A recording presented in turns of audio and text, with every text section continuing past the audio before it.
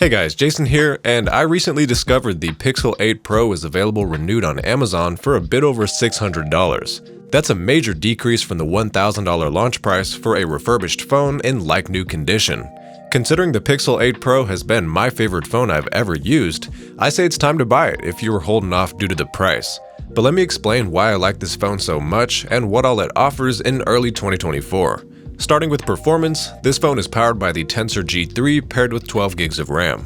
That combo gives you very good surface level smoothness and performance for everyday usage. It flies through everything I do on a regular basis with some help from the 120Hz screen, and it holds its own with moderate usage like really pushing the cameras or playing medium demanding games. At the same time, I'm obligated to say the Tensor G3 is a generation behind the rest of flagship chips by the benchmarks. There are AI software features this chip enables, but if raw power is what you want, the Pixel 8 Pro won't be the best pick for your money, even at the reduced price. But I personally don't do super demanding tasks on my phone, so the Pixel 8 Pro had stellar performance for everything I used it for. The Pixel 8 Pro runs the latest version of Android 14. The software is stock and unskinned, with the exception of Pixel-only features tucked into their respective corners of the OS. This is where the AI side of the Tensor G3 comes into play. There's features like contextual quick replies in the call screen for communicating with a caller without picking up the phone. And Google Assistant can summarize web pages or read articles to you out loud. There's also a bunch of software features for the camera, which I'll talk about later in the video.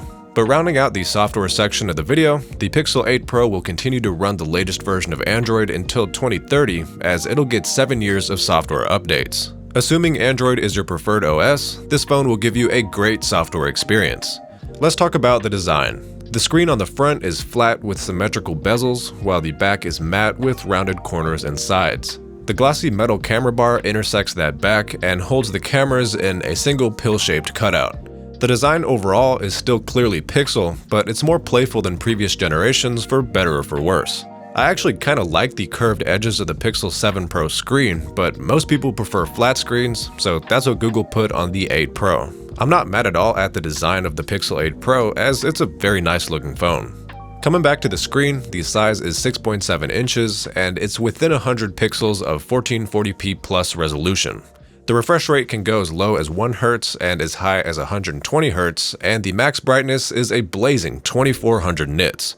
Overall, the screen specs are top of the line, and everything here from games to YouTube videos benefits from excellent colors, contrast, and brightness. Out of the box, the phone is set to 1080p plus resolution though, so definitely change that to take advantage of all the pixels in the screen. Talking about the cameras, on the back of the Pixel 8 Pro you have a 50 megapixel main camera, a 48 megapixel 0.5x ultra-wide, and a 48 megapixel 5x telephoto. The front camera is 10.5 megapixels with autofocus. Photos here look great. This is a big sensor with a lot of pixels, giving you excellent photos in all environments. There's also Pro controls for manually punching in settings, and high-resolution capture for finally being able to save full 50 megapixel photos in JPEG or RAW. I'm a fan of the software processing on top of the RD-grade hardware, meaning I think this phone takes the best photos of any phone, period. But processing is subjective, so at the very least I can say the photos are good for a phone that launched at $1,000. And on the video side of things, the Pixel 8 Pro performs very good but not excellent. Video is sharp with good stabilization at resolutions up to 4K 60fps or 4K 30fps HDR. But there are definitely times when noise levels creep up or exposure and focus adjusts are a little jerky. To be clear, video is without a doubt good here, to the point I actually shot a whole YouTube video using this phone. It was on Sengled Smart Lighting Products if you want to check it out, but it's not quite on the level of iPhone video.